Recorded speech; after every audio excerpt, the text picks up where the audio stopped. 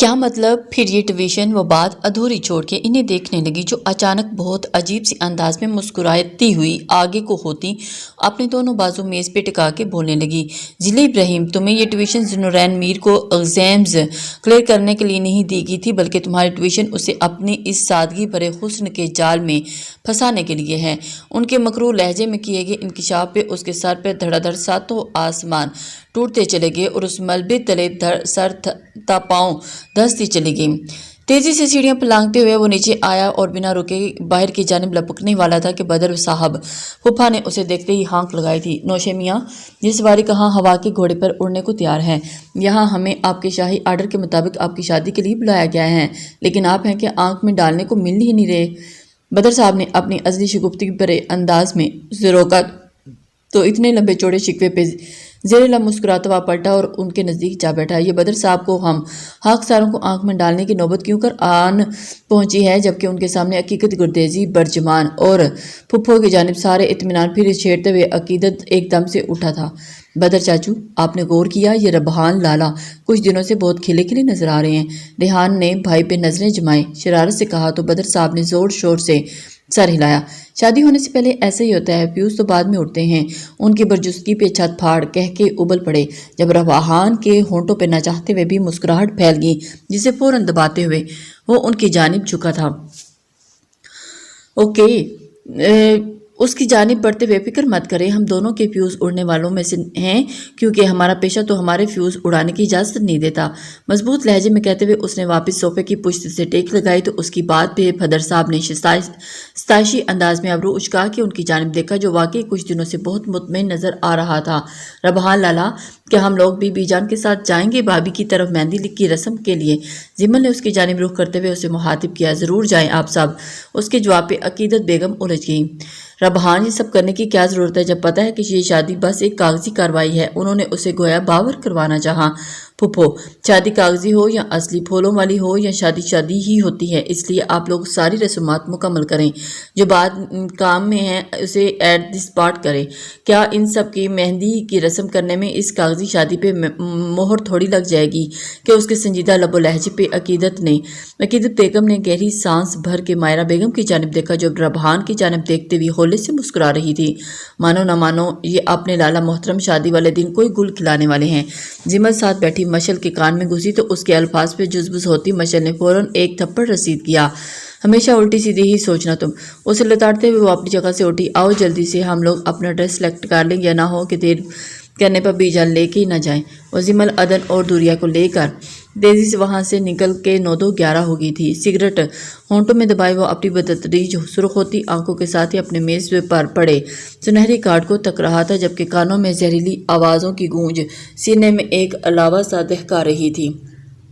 शर्म से डूब मरना चाहिए तुम्हें ज़रग़ा मलक, अपने से छोटी उम्र लड़की से इश्क बिगाड़ते हुए, और वो भी उस लड़की से जो तुम्हारी भतीजी लगती है, जो खूबसूरत आंखों के गोशे मजीद सुर्ख हुए, जबकि सीने में उठता दर्द मजीद सबा हुआ था।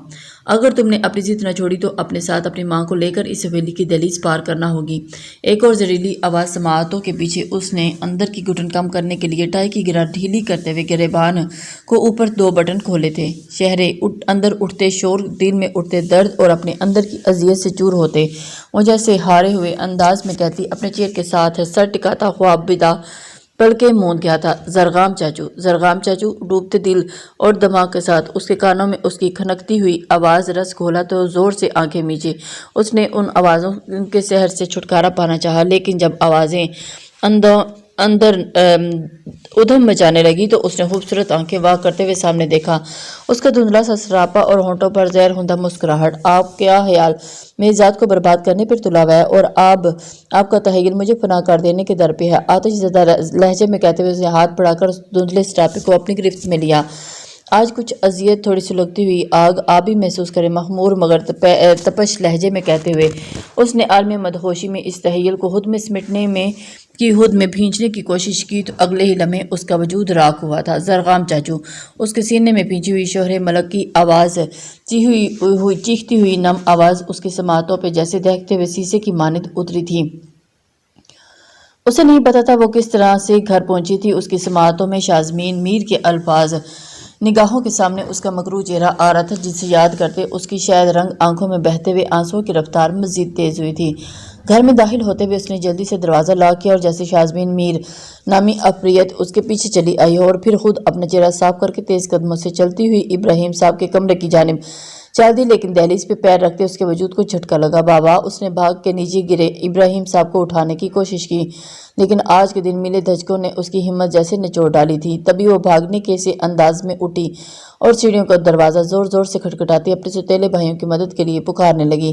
باپ کے بارے میں سن کے غیر متوقع طور پر دونوں بھائی بھاگتے ہوئے آئے تھے اور انہیں اٹھا کے ٹیکسی کے ذریعے ہاسپٹل لے آئے تھے۔ آدھ گھنٹے کے بعد جب ابراہیم صاحب فوراً آپریشن کا کہا تو ایک مہم سی امید کے تحت بھائیوں کو دیکھنے لگی، جنہوں نے فوراً نظریں چرا لی۔ تم جانتی ہو ضلع ہمارے پاس کوئی سیونگ نہیں ہے، جو ماہانہ کماتے ہیں وہ خرچ ہو جاتا ہے، ایسے میں آپریشن کے لیے 5 لاکھ کا بندوبست ہم کیسے کر سکتے ہیں؟ معیز کے کہنے پہ وہ چپ ہوتی سائڈ پہ ہو گئی تھی اور اپنے موبائل میں سیو کیا ہوا نمبر ڈائل کرنے لگی۔ السلام علیکم، میں ضلع بات کر رہی ہوں۔ اس نے بہتے ہوئے آنسوؤں پہ قابو پانے کی ناکام کوشش کرتے ہوئے لرزتے لہجے میں سلام کیا۔ ضلع ابراہیم، تمہیں یہ ٹیوشن ذوالنورین کو ایگزام کلیئر کرنے کے لیے نہیں دی گئی تھی، بلکہ تمہاری ٹیوشن اسے اپنی سادگی بھرے حسن کے جال میں پھنسانے کے لیے ہے۔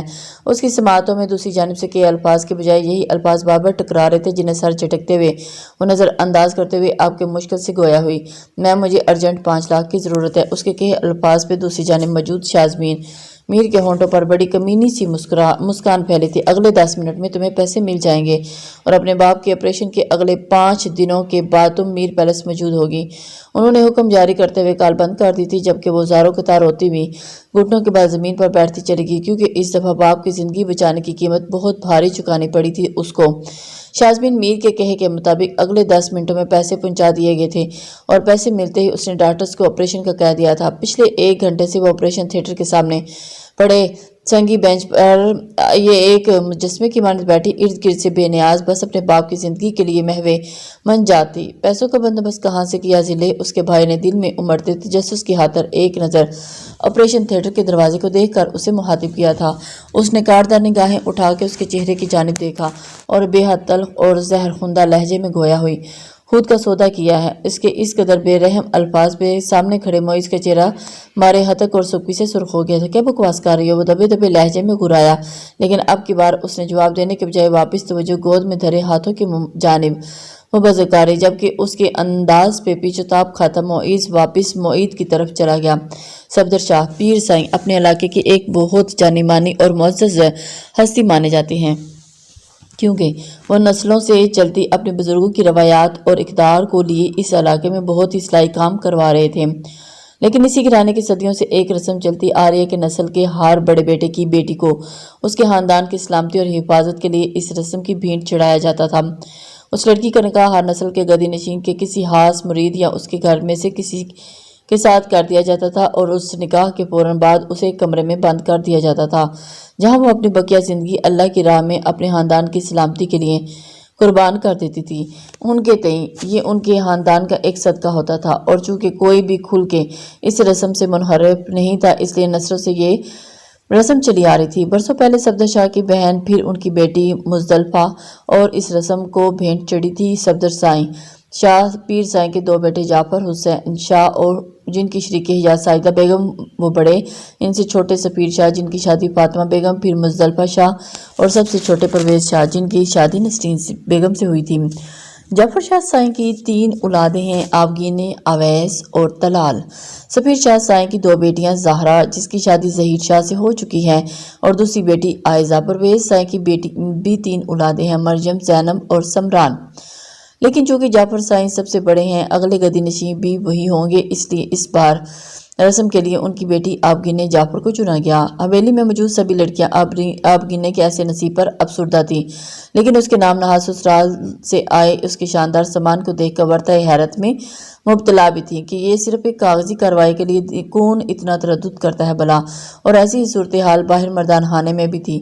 پیر سائیں آپ کو رضا گردیزی کو منع کر دینا چاہیے تھا کہ جب پتہ ہے کہ یہ سب ایک 5 منٹوں کی کارروائی ہے تو اس کے لیے ایسا ڈنڈورا کیوں پیٹ رہے ہیں یہ لوگ؟ جعفر سائیں جو گزشتہ چند دنوں سے بیوی اور بیٹی کی سسکیوں اور التجاؤں سے بے حد تپ چکے تھے، وہ اس سارے ڈرامے کو دیکھ کر مزید زچ ہو گئے تھے۔ یہ سب اس کے بیٹے کی خواہش ہے، کہ شادی بے شک جس طرح کی بھی ہو رہی ہو لیکن مکمل رسومات کا خیال رکھا جائے گا۔ پیر سائیں ہاتھ سے متحمل انداز میں گویا ہوئے تھے، کیونکہ اس وقت ان کی ایک جذباتی حرکت ان کے لیے مسئلہ کھڑا کر سکتی ہے، اس لیے اس وقت مصلحتاً چپ تھے۔ اس سے قبل کہ وہ مزید کچھ کہتے یا کوئی اور اعتراض اٹھاتے، اچانک حویلی کا مین گیٹ کھلا، جے کے بعد دیگر 3 گاڑیاں حویلی کے پورچ میں آن ٹھہری۔ گردیزی ہاؤس سے بچیاں آ چکی ہیں، اندر زنان خانے میں اطلاع پہنچاؤ کہ آپ گننے کو تیار کریں، یہ لوگ ان کی مہندی کی رسم کرنے آئے ہیں۔ چونکہ اس وقت شام اپنے پر پھیلا چکی تھی، اس لیے پیر سائیں نے رسم کے لیے پیغام بھجوا دیا، کیونکہ وہ لوگ بتا چکے تھے کہ آج رسم کے لیے تشریف لائیں گے۔ زنان خانے میں جب پیر سائیں کا پیغام گردیزی ہاؤس سے خواتین جکلت چکنے ہو گئے۔ یہ آبی کے سسرال میں لڑکیاں اس قدر حسین ہیں تو سوچو اس کا میاں تو خوبصورت ہوگا نا۔ مرجم زہرا کے کان میں گھسی، جو اس کی بات سن کے اس کو تپا گئی۔ کیا فائدہ ایسی خوبصورتی کا جب اپنے حق کے لیے ہی نہ آواز اٹھائے اور یہ فضول رسم ختم کرے، بزدل مرد۔ زہرا کو اپنے گھر والوں کے ساتھ ساتھ اس شخص پہ بھی غصہ آ رہا تھا جو اس رسم کو نبھانے کے لیے تیار ہو گیا تھا۔ وہ بھی مجبور ہوگا جس طرح آبی کو مجبور کیا گیا۔ مرجم نے افسردگی سے کہا تو زہرا نے نحوست سے سر جھکا۔ آبی کا کیس اور ہے، وہ مرد ہے، وہ آواز اٹھا سکتا ہے، لیکن خیر دعا ہے کہ آنے والی نسلوں میں کوئی مرد کا بچہ اس گھٹیا رسم کا خاتمہ کر دے۔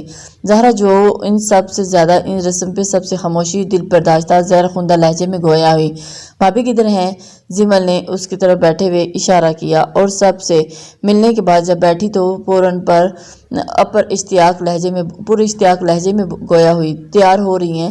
جواب فاطمہ بیگم کی جانب سے آیا تو سر ہولے سے ہلاتی واپس لڑکیوں کی باتوں کی جانب متوجہ ہوگی۔ زرغام چاچو، اس کے نام اور قدرے بھینچی ہوئی آواز اس کی سماعتوں پہ جیسے دہکتے ہوئے شیشے کی مانند اتری تھی، جبکہ سینے پہ موجود اس کے نازک وجود کا لمس اسے حقیقت کی تلخ دنیا میں پٹختا جیسے زندہ درگور کر گیا۔ اس نے فوراً اپنی گرفت ڈھیلی کی اور سیکنڈ کے 1000ویں ہی لمحے میں اسے خود سے دور دھکیلا، جو سیاہ رنگ کے ملبوس گرے حجاب اپنے چہرے کے گرد اوڑھے، سرخ چہرہ، نم آنکھوں میں بے یقینی لیے گہری سانسیں بھرتے ہوئے، نیم و کپ کپاتے سرخ ہونٹوں کے ساتھ اسے تک رہی تھی۔ آئی ایم سوری شہرے، اس کی حالت دیکھتے ہوئے اس کا دل چاہا خود کو پناہ کر ڈالے، جو اتنے سالوں کے چھپے جذبات کو آج عالم مدہوشی میں ننگا کر دیا گیا۔ اپنی جگہ سے اٹھے شہرے بے ساختہ ایک قدم پیچھے ہوئی، اپنی جگہ سے کھڑا زرغام ملک شہرے کی اس حرکت پہ جیسے جیتے جی مار گیا تھا۔ آپ ڈرنکڈ ہیں؟ اس کی لرزتی ہوئی اور قدرے خوفزدہ آواز پہ اس نے سختی سے لب پیچھے اور اپنی بھوری آنکھیں اٹھا کے اس کی جانب سلگتی نگاہوں سے دیکھا، جبکہ اس کے سوال پہ کنپٹی کی رگ جیسے پھڑک اٹھی تھی۔ میں ڈرنک نہیں تھا شہرے، میں نیند میں ڈوب رہا تھا، اس لیے مجھے پتہ نہیں چلا، اس کے لیے معذرت خواہ ہوں۔ وہ کسی کو صفائی نہیں دیتا تھا، وہ بزنس کے دوران، کسی ڈیٹنگ کے دوران کسی کو قائل کرنے کے لیے بے تحاشا گفتگو نہیں کرتا تھا، نہ فضول کی بھڑکیں لگاتا تھا، اور اب نازل ہوئی اس ابتاد پہ جب روح کی مکین بے یقینی کا شکار تھی، صرف اس کے لیے وہ صفائی دینے کی کوشش کر رہا تھا اور وہ یہ چیز اسے اذیت دے رہی تھی۔ اوکے، لیکن آپ نے مجھے بہت زور سے پکڑا تھا، میرے بازو میں ابھی تک درد ہو رہی ہے۔ میری توبہ جو زندگی میں کبھی بھی سوتے ہوئے آپ کے نزدیک آئی، وہ جو اس کے اس سے بات نہ کرنے پہ حقیقی کا شکار ہوئی تھی، اس کے بار بار معذرت کرنے پر سب فراموش کر گئی۔ نیند میں تو انسان کو بعض دفعہ پتہ نہیں چلتا، اس لیے میں چاچو نے سینے سے لگا لیا ہوگا، لیکن اس کی معذرت قبول کرنے کے ساتھ ساتھ اس نے شکوہ کرتے ہوئے اپنے ارادوں سے بھی آگاہ کیا تو زرغام نے ایک سرسری سی نگاہ اس کے بازوں پر ڈال کے سرحد سے واپس کھینچ لی۔ آپ کیا کرنے آئی تھی یہاں؟ اس نے موضوع گفتگو بدلا۔ اوہ ہاں، ہم لوگ نگاہ چچی کے ساتھ شاپنگ کے لیے نکلے ہیں، اور اب بڑی ماما زرغام کی ماما کا کہنا ہے کہ برائڈل ڈریس لینا ہے، اور اس لیے آپ بھی ہمارے ساتھ آ جائیں، گاڑی نیچے کھڑی ہے۔ اس نے عادتاً تفصیل سے آگاہ کیا تو اس کی کشادہ پیشانی پر بل پڑے۔ وہ لوگ نیچے کھڑے ہیں۔ اس نے اب کی بار سنجیدگی اور کس قدر ناگواری سے استفسار کیا۔ نہیں، وہ سامنے موجود مال میں کچھ چیزیں لے رہے ہیں، آپ کا نمبر بند آ رہا تھا، اس لیے میں نے سوچا آپ کو بلا لیتی ہوں۔ اس نے دوبارہ تفصیل سے جواب دیا تو پیشانی کے بل مزید گہرے ہوئے تھے، لیکن اس وقت اپنی کیفیت پہ قابو پانا چاہتا تھا، اس لیے اگلے ہی پائے بنا کچھ کے اپنی چیزیں سمیٹتا اس کے ہمراہ باہر کی جانے پڑا۔ اسے اپنی منقوہ کے لیے برائڈل ڈریس پسند کرنا تھا۔ ابراہیم صاحب کا آپریشن ہو چکا تھا اور تیسرے روز انہیں ڈسچارج مل چکا تھا۔ ہاسپٹل سے ڈسچارج ہوتے ہی ضلع نے وہاں ڈاکٹر سے بات کر کے بابا کے لیے ایک میل نرس کا ارینج کیا کیونکہ اسے 2 دن بعد میر پیلس جانا تھا اور پیچھے ابراہیم صاحب کی دیکھ بھال کے لیے کسی کا ہونا بہت ضروری تھا۔ بابا مجھے کل سے جاب پہ جانا کرنا ہے، میں نے آفس سے ادھار لیا ہے، اس لیے کیا پتا مجھے اوور ٹائم دینا پڑے، اس لیے پریشان مت ہوئیے گا۔ میں نے عاشر کو سمجھا دیا ہے، وہ آپ کے پاس آپ کے ساتھ رہا کرے گا۔ اسے اگلے 10 دن میر پیلس جانا تھا، اس لیے وہ رات کو ابراہیم کو دعا دیتی مدھم لہجے میں بول رہی تھی، جبکہ اس کے تھکن زدہ چہرے کو دیکھ کر بے بسی سے فقط سر اسپات میں ہلا کے رہ گئے۔ اس سے اگلے دن وہ عاشر میل نرس کو بابا کے حوالے سے مکمل ہدایت جاری کرتی 8 بجے ہی گھر سے نکل گئی تھی، کیونکہ شازمین میر کا کہنا تھا کہ وقت سے پہلے ہے تاکہ اس سے بات کر سکے۔ 8:30 بجے جب وہ وہاں پہنچی تو ملازمہ کی معیت میں سیدھی شازمین میر کے کمرے میں تک پہنچی تھی۔ وہ سلک کا وائٹ نائٹ گاؤن پہنے بیڈ ٹی لے رہی تھی۔ آج سے تمہیں فل ٹائم ذوالنورین کے ساتھ رہنا ہوگا۔ صبح آ کے اس کے ناشتہ بنانے سے لے کر اس کی میڈیسن، اسے واش روم تک پہنچانا، اس کا کھانا پینا، یہ سب تمہیں دیکھنا ہوگا۔ الغرض تمہیں صبح 8 بجے رات 7 بجے تک اس کا سایہ بن کے ساتھ رہنا ہوگا۔ اسے اس قدر اپنا عادی بناؤ کہ وہ پاگل ہونے لگے۔ چہرے پہ ناقابل فہم تاثرات، جبکہ آنکھوں میں ایک جنونی چمک لیے وہ بولتی جا رہی تھی، جبکہ اس کی باتیں سنتی ضلع جیسے صوفے پر بیٹھی اس کے اندر دھنسی جا رہی تھی۔ لیکن اس سے پہلے اپنا حلیہ بہتر کرو، خود کو سنوارو، خود کو نکھارو تاکہ جلد تمہاری جانب متوجہ ہو، ٹھیک ہے نا؟ اسے جلدی سے حکم دیتی جاری کرتی بھی انہوں نے اس کی جانب دیکھا جس پر کسی بے جان مورد کا سا سامان گزر رہا تھا۔ اس کے پوچھنے پر ضلع نے اسپات میں سر ہلایا۔ اوکے، اب تم جا سکتی ہو، ملازمہ تمہیں کچن میں پہنچا دے گی اور ذوالنورین کا ٹائم ٹیبل بھی سمجھا دیتی ہے۔ اسے حکم دیتی وہ کپ سائڈ پہ ٹیبل پہ پٹک کے اٹھی تھی اور ڈریسنگ روم میں گھس گئی، جبکہ وہ بے جان قدموں کے ساتھ ملازمہ کی میت کے پیچھے جانب چل دی۔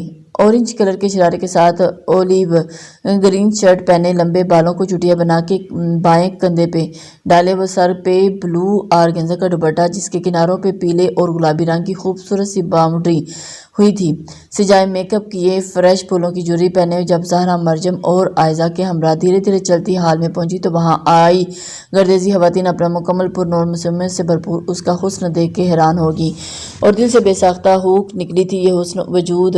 اب نے ماں کے اشارے پہ بی جان کی جانب بڑھی تو انہوں نے محبت سے انہیں سینے سے لگایا اور پھر اپنے پاس ہی بٹھا لیا۔ اس کے بیٹھنے پر سائرہ گردیزی آگے بڑھی اور وہ پورے جذبات سے اپنے سینے میں سمیٹتی اس کی پیشانی کا بوسہ لیا۔ یہ تمہاری ساس ہے آپگی نے، نسرین چچی نے سائرہ بیگم سے اس کا تعارف کروایا۔ وہ جو ان کے التفات پہ جذبت سی ہو رہی تھی، اس تعارف پہ جیسے سن ہو کے رہ گئی۔ پھر رفتہ رفتہ سب کے آگے بڑھی اور ان سے محبتیں ملی اور تعارف کروانے لگی، جبکہ ان سب کی محبتوں کے مظاہروں اور تعارف پہ آپ گنے کے اندر زہر بھرنے لگا۔ وہ کون سا ان کے ساتھ کوئی ایسا رشتہ جوڑنے والی تھی جو سب یوں بیہیو کر رہے تھے۔ پھر بھی بی جان کے اشارے پہ اس کے کندھوں پر ایک سجا ہوا دوپٹہ پھیلایا گیا تو زہرا اور زینب نے مل کے جلدی سے میز پہ چیزیں سجائیں اور پھر مہندی کی رسم شروع کی گئی۔ بھابھی کے ہاتھوں پہ مہندی نہیں لگائی گئی۔ جب بی جان اس کے ہاتھ پہ نوٹ رکھنے کے بعد مہندی اس نوٹ پہ رکھنے لگی تو اس بے داغ ہتھیلیوں کو دیکھ کر وہ دریا بے ساختہ بول اٹھی۔ اس کے اس اچانک سوال پہ سب ایک دوسرے کا چہرہ دیکھنے لگی تو بی جان کا گلا کھنگارتے ہوئے نواسی کو تنبیہ کرنی چاہی تھی۔ دراصل بیٹا، آبی کے ہاتھوں پہ مہندی نہیں لگائی جا سکتی، پیر صاحب نے منع کیا ہے۔ فاطمہ بیگم نے لہجے میں بشاشت سموتے ہوئے اسے اس کے سوال کا جواب دیا تو اس کے چہرے جیسے لٹک گیا۔ لیکن ابہان لالا نے تو کہا کہ میری دلہن کے ہاتھوں پہ مہندی ضرور لگانی ہے۔ اس نے اپنے مخصوص بلینڈ انداز میں اپنے بے باک لالا کا پیغام آواز بلند دیا تو سبھی کو گویا سانپ سونگ گیا۔ آپ لگانا چاہتی ہیں تو لگا لیں۔ زہرا نے نہ جانے کیا سوچ کے اسے کہا تو ایک ہی لمحے اسے ماں، تائی اور چچی سبھی خوشمگی نگاہوں کا سامنا کرنا پڑا، لیکن دنیا تو جیسے ایسے ہی اجازت نامے کی تلاش تھی۔ وہ مہندی کی کون پکڑے فوراً سے آپ گنے کے نزدیک ہوئی اور اس کی ہتھیلی کے درمیان گول سی ٹکی جلدی سے بنانے لگی کہ کوئی منع نہ کر دے، اور پھر ایک سائیڈ پہ دوریا بیٹھی آپ گنے کے ہاتھوں کو مہندی سے رنگنے کی لگی، جبکہ دوسری طرف باری باری سب بیٹھ کے رسم کر رہے تھے۔ پیر حویلی کی خواتین توجہ رسم سے زیادہ آپ گنے کے مہندی والے ہاتھوں پہ مبذل تھی، کیونکہ اگر کسی کو پتہ چل جاتا کہ تو مردوں نے انہیں بہت سخت سنانی تھی۔ اگلے 1 گھنٹے میں وہ اسے خوبصورت ہاتھوں کو مہندی سے سجا چکی تھی۔ رسم کے دوران مائرہ گردیزی مسلسل اپنے موبائل پہ ان کی تصاویر بنا رہی تھی۔ وہ یہ کام مکمل اجازت نامے سے کر رہی تھی، جبکہ سعیدہ بیگم بیٹے کے سسرال والوں کی اس محبت اور توجہ پہ خوش بھی نہ ہو پا رہی تھی کہ یہ سب بیٹی کا نصیب نہیں ہے۔ اسے شگن مکمل طور پر مکمل کرنے کے بعد کھانا وغیرہ کھا کے کہ جب وہ لوگ نکلے تو زہرا نے پہلی فرصت میں تکی ہوئی آپ گنے کو اس کے کمرے تک پہنچایا۔ آپ ہی پلیز یہ جولری اتار دیں، مجھے وحشت ہو رہی ہے، اس نے کمرے میں آتے نم لہجے میں زہرا سے کہا جو سر اسبات میں ہلائے۔ سیدھے ہاتھ سیدھے رکھو اور یہ نہ ہو کہ گجرے اتارتے ہوئے مہندی خراب ہو جائے۔ جب زہرا اس کی کلائیوں میں پہنے گجرے اتارنے لگی تو اسے ٹوکتی ہوئی بولی، اچھا ہے خراب ہی ہو جائے، میرا ویسے بھی ان رنگوں سے اب کیا واسطہ۔ خود اذیت سے کہتی ہوئی اپنی ہتھیلی کو سیدھا کرتی بے تاثر نگاہوں سے مہندی پہ نظر مارنے لگی تو جیسے نگاہ وجود لمحوں میں منجمد ہوا تھا۔ اس کی ہتھیلی کے سائڈ پہ جگمگاتے ربحان نام کو دیکھ کے اس کے وجود کو جیسے حیرت اور بے یقینی کے جھٹکے لگے تھے، جبکہ سماعتوں میں خوبصورت بھاری لہجہ گونجا تھا۔ حق سار کو ربحان گردیزی کہتے ہیں، ربحان گردیزی۔ باہر تو وہ جیسے سنگی مجسمے کی مانند ساکت اور ہر شے سے بے نیاز بیٹھی تھی۔ اگر کسی نے اس کا نام لیا بھی تھا تو اس نے سنا نہ تھا، اور نہ مہندی لگواتے ہوئے اس نے ایک نظر اپنے ہاتھوں پہ ڈالی تھی، لیکن اس لمحے ہونے والے انکشاف پہ اس کا وجود بے یقینی کی زد میں تھا۔ اس کی حیرت اور کیفیت سے بے خبر زہرا اس کی جولری اتارتے کمرے میں اس کو ریسٹ کا کہہ کر باہر نکل جا چکی تھی۔ اگر یہ وہی ربحان ہے تو حویلی کال کیوں کی تھی؟ اس کے دماغ میں سوال اٹھا تھا، لیکن اس کی بے لگام سوچوں کو بریک ایک آواز لگانے لگی۔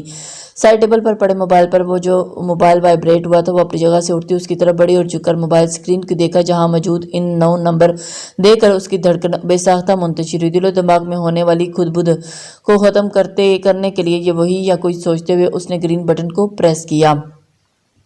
دونوں ہاتھوں میں ناشتے کی ٹرے پکڑے وہ بائیں کندھے پہ اپنا بیگ لٹکائے اس کے کمرے کی جانب بڑھی تھی۔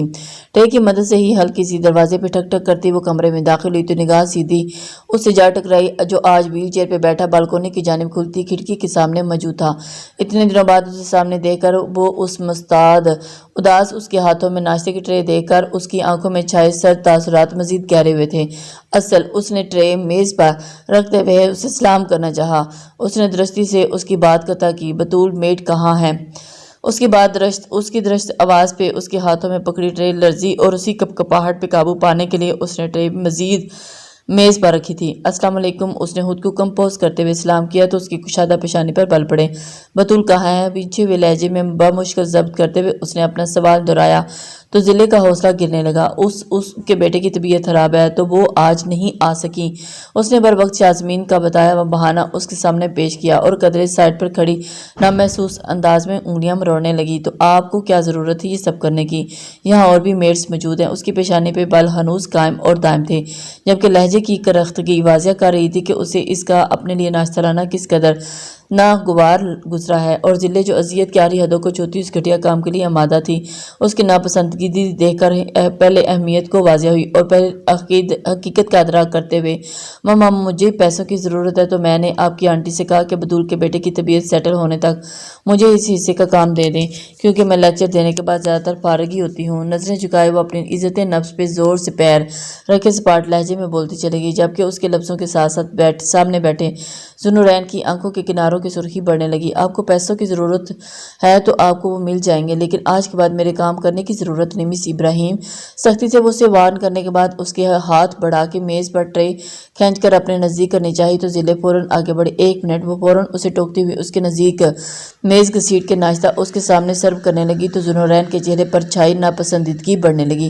ہٹے یہاں سے، درستگی سے کہتے اس کے ہاتھ پرے جھٹکتے ہوئے وہ ایک جھٹکے سے کھانے کی ٹرے الٹتا میز کے کانچ کو بھی ہاتھ کی زوردار ضرب سے مختلف حصوں میں تقسیم کرتا اس کے جھٹکے سے چند قدم دور کھڑی ضلع کی دل کی دماغ کو گہری وحشت اور خوف سے بھر گیا تھا۔ یہ جفائے غم کا چارہ، وہ نجات دل کا عالم، تیرا حسن دستے عیسیٰ تیری لو سنے گی ہماری یوں پھر سے دن پھرے دستے کپس۔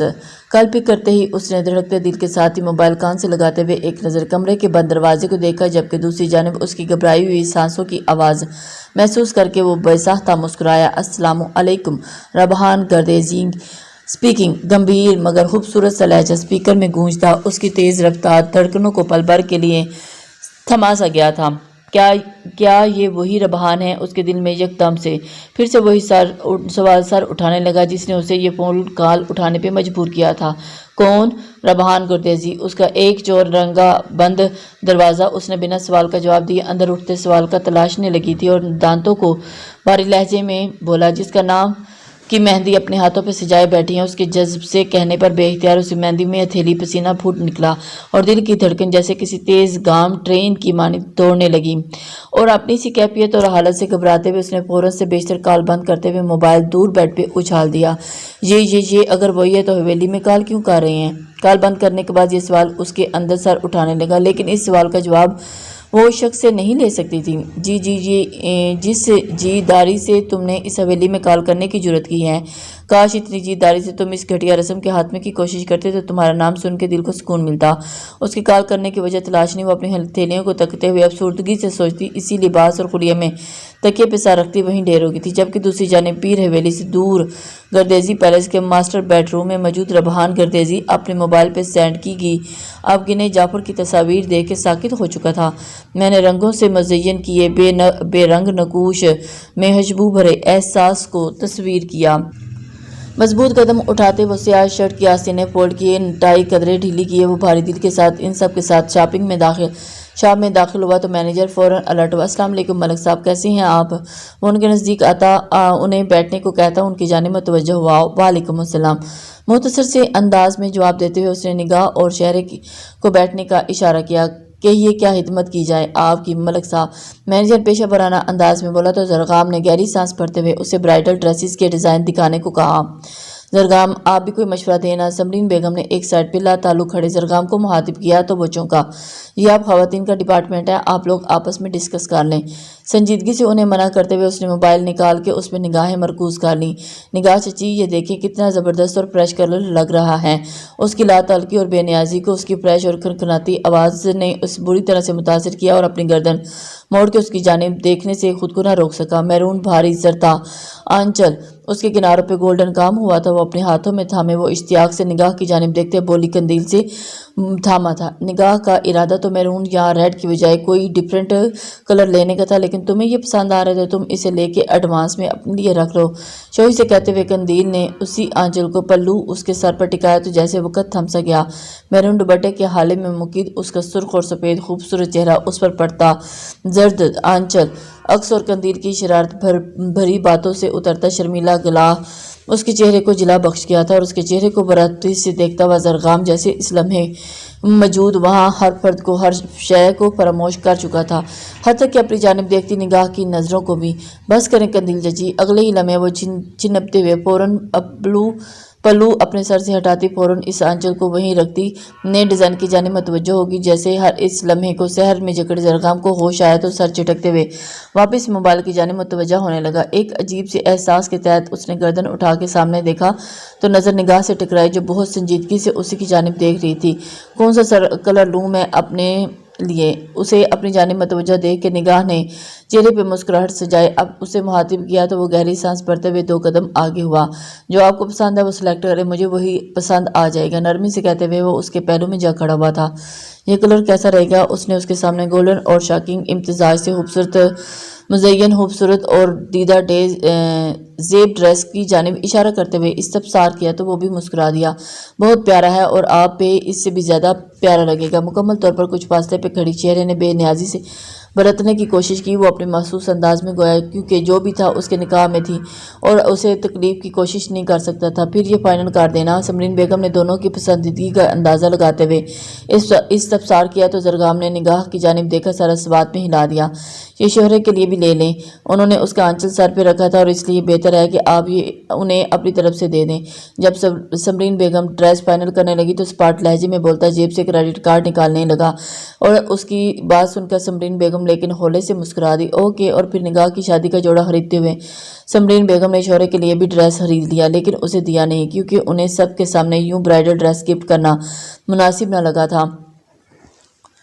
گردیزی پیلس میں اس وقت ہنگامے اپنے عروج پہ تھے کیونکہ آج گردیزی خاندان کے لاڈلے اور اتھر سپوت کے نکاح کا فنکشن تھا اور اپنی ہردرمیوں کے باعث ربحان گردیزی اس سادگی بھرے فنکشن کی سادگی کو سے ہٹا کہ مختلف رسومات کو اس فنکشن کا حصہ بنانے پہ تلا ہوا تھا۔ ربحان، یہ اتنے مہمانوں کو کیوں بلایا آپ نے؟